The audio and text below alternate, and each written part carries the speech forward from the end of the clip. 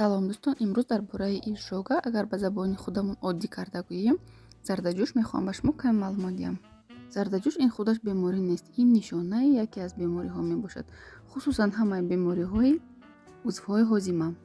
Ба фикрам аллакай шумо медонед, ки зардаҷӯш ин ҳолате аст, ки дар минтақаи болои шикам ва ё ин ки дар зери қафаси сина сӯзиш дида мешавад.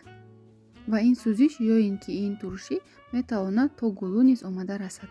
Сабаби якуми пайдоиши зардаҷӯш ин бемориҳои узвҳои ҳозима ба монанди гастрит, захми меъда, илтиҳоби рӯдаи 12 ангушта мебошад. Ва инчунин дар баъзе ҳолатҳо бемориҳои хадуди зери меъда ва талхадор низ ба зардаҷӯшӣ оварда мерасонад.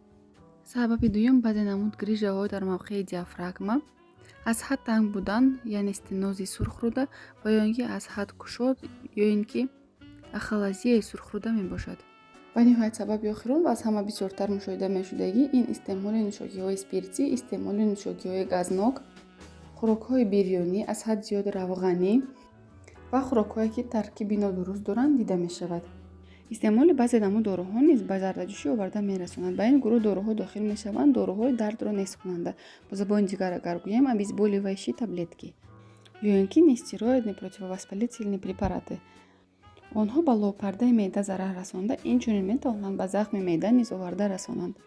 Ба ин гурӯҳ доруҳо дохил мешавад нимез, пардифен, нолгрип, ё ин ки стоп-грип, релиф, спазмалгон ва дигар доруҳо. Аз ин рӯ тавсия дода мешавад, ки чӣ гуна доруе ки ҳаст бо шиками сер истеъмол кунед, чунки дар ин ҳол зарари он ба меъда камтар мерасад. Чӣ кор кардан дар кор, ки зардаҷӯш пайдо нашавад? Агар ин ҳисоби ягон беморие ки бошад, ки ман дар боло қайд кардам, албатта онро табобат кардан дар кор. Ҳангоме ки шумо бемориро табобат мекунед, зардаҷӯш низ нез мешавад. Агар ин ҳисоби истеъмоли хӯрокҳо бошад, шумо бояд хӯрокҳои равғанӣ, аз ҳад зиёд бирёнӣ, шириниро камтар кунед.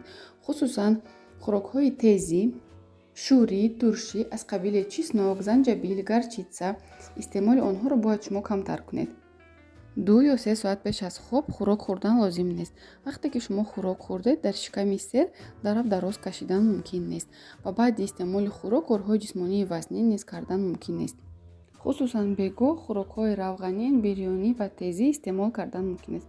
Агар шумо чунин қоидаҳоро риоя кунед, дар шумо зардаҷӯш камтар дида мешавад.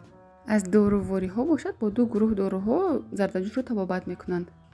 Якум гурӯҳ ин антоциди.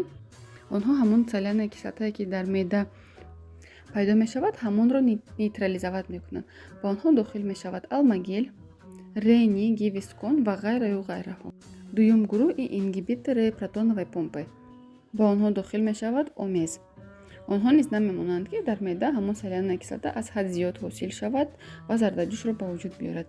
Чунин доруҳоро шумо метавонед аз 2 ҳафта то ҳамагӣ 6 моҳ истифода баред. Дар вақти пайдо шудани зардаҷӯш хубтар мешавад, ки ба духтур муроҷиат кунед, чунки ҳаст бемории аз ҳама хатарноки дил, ки бо зардаҷӯш онро фақат иваз мекунанд ё ин ки перепутать мекунанд. Ва ин беморӣ сактаи дил ё ин ки инфаркт миокарда мебошад. Дар ин беморӣ низ сӯзиши қафаси сина дида мешавад, ки то гулӯ ва ҳатто то ҷоғи поён омада мерасад. Аз ин рӯ дар кадом ҳолате ки набошад ва чӣ гуна беморие ки набошад, хубтар мешавад, ки ба духтур муроҷиат кунед ва ба худ муолиҷа машғул нашавед. Духтур сабаби бемории шуморо аниқ карда, табобати дуруст ба шумо пешниҳод мекунад. Вале аз ҳад зиёд истифода бурдани чунин доруҳо зарари худро низ ба организм мерасонад, чунки ҳамаи доруҳо бо вуҷуди хусусиятҳои фоиданок доштанашон противопоказанияи худро низ доранд. Барои ин хубтар мешавад, ки шумо аввал сабаби зардаҷӯшро пайдо кунед, онро табобат кунед беҳтар аст. ё ин ки тарзи ҳаёти солимро барои худ пешбинӣ кунед ва хӯрокҳое ки ба организми шумо зарари худро мерасонанд, истеъмолашро камтар кунед. Умедворам, ки навор ба шумо писанд омад. Саломат бошед.